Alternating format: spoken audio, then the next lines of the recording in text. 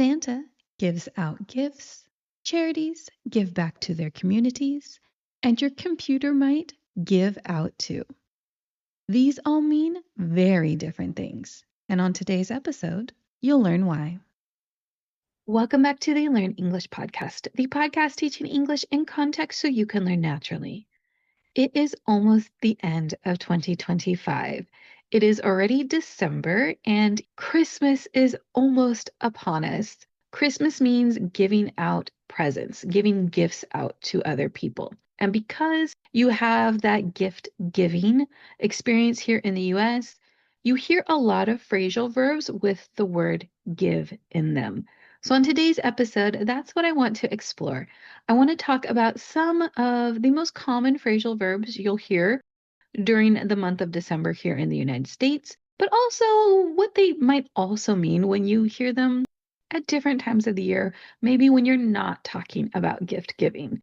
So, if you're interested in learning more about these give phrasal verbs, then follow along because we're about to begin.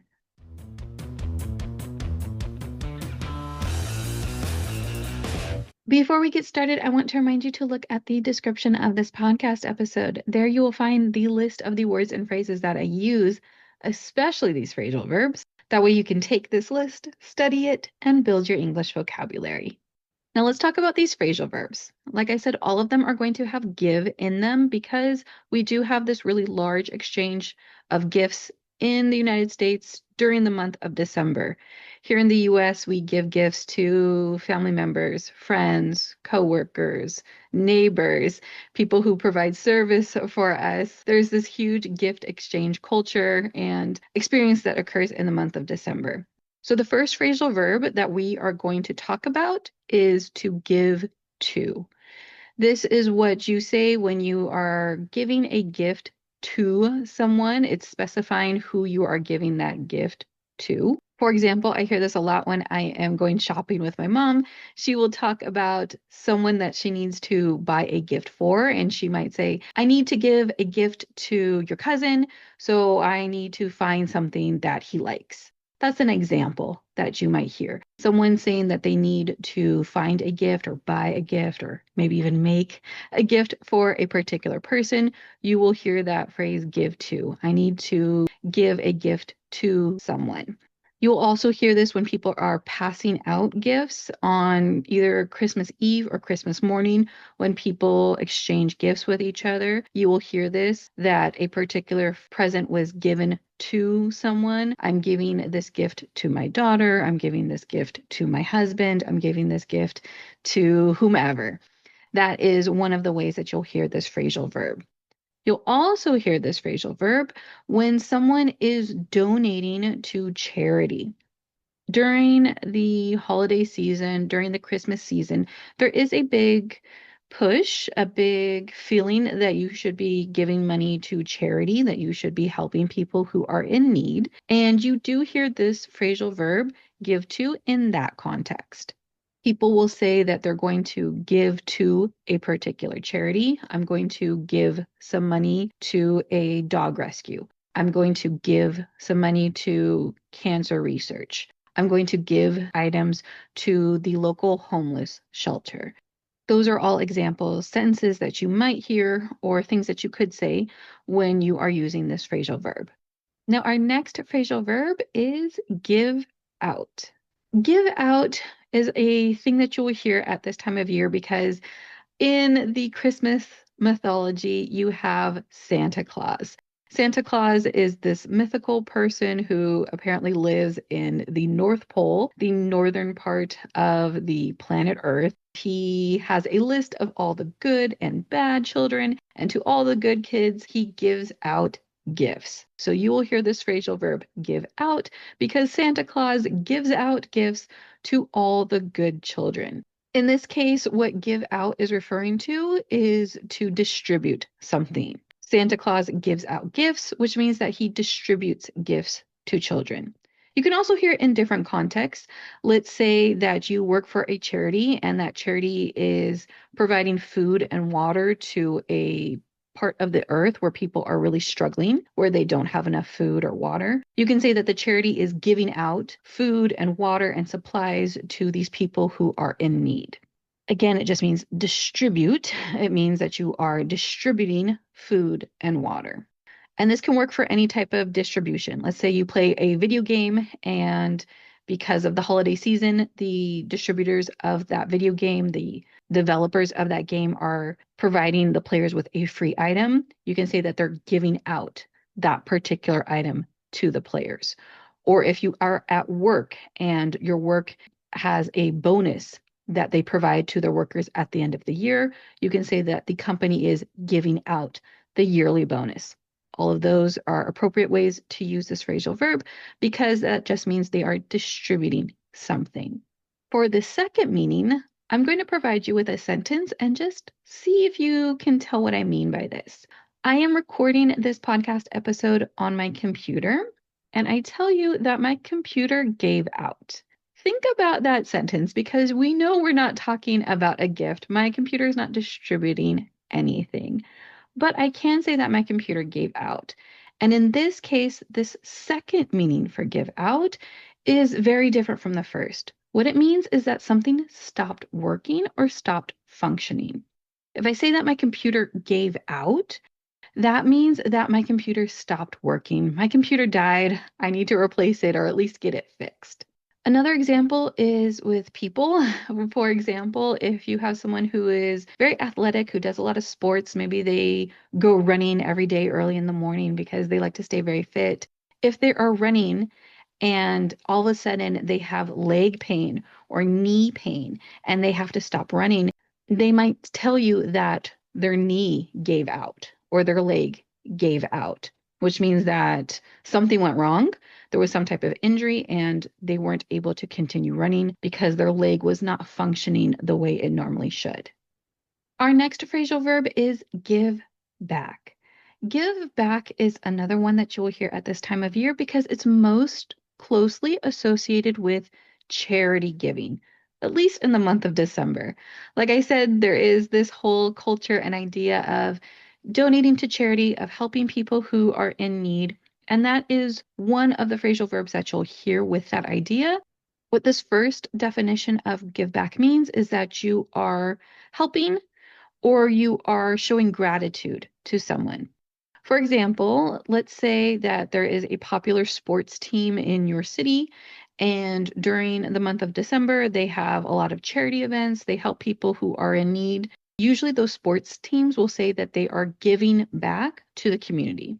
That means that they are providing, they are giving maybe food, water, gifts, money, something to the community, and that they are showing their gratitude. They are showing gratitude to the city, to the people who live in it. You'll also hear this with people who work in careers that are trying to help people. Maybe some technology company is trying to make things better for people in the future. Or maybe you have someone who works in healthcare or education or public safety. You'll hear that people want to work in these industries because they want to give back, which means they want to help the people of their community. They want to help their neighbors and people who live in their area.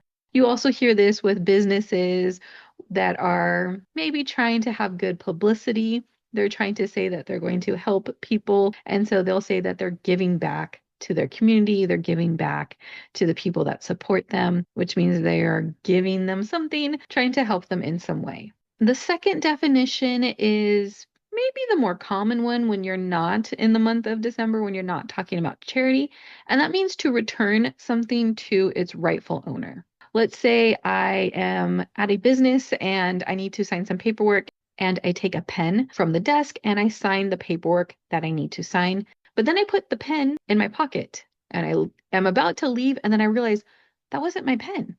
I need to go return it. I need to give it back to the front desk because I am not the owner of that pen. I just almost accidentally walked off with it. Another example is if you have a flight, you are traveling during the month of December, but there was some delays, there was some things going wrong with the airline's system, with the weather, and your flight got canceled. In that case, because the airline canceled your flight, they had to give you back your money. They are returning your money to you because you're the rightful owner of it. It is your money, and you originally gave it to them for this flight, but because the flight didn't happen, they had to return the money to you. They had to give it back to you. Another example of using this is if someone steals something from you, if someone takes something that is yours. For example, let's say you're walking down the street and someone takes your cell phone.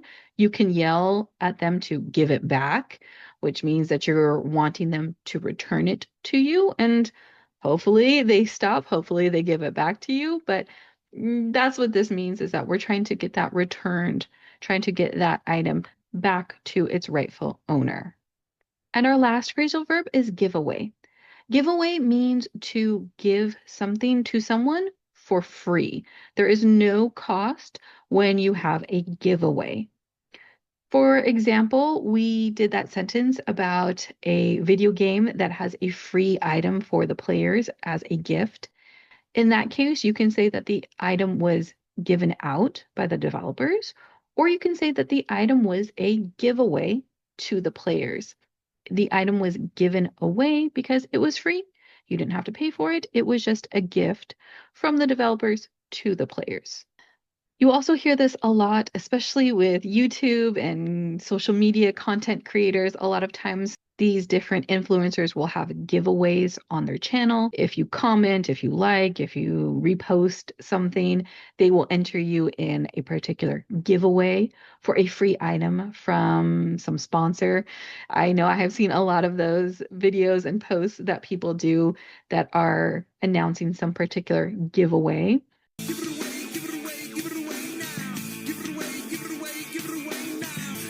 And again, you might also hear this in the month of December because people do donate items, they do give things to charities. And you might hear that this isn't as common, but you might hear that someone is giving away their old clothes to a charity.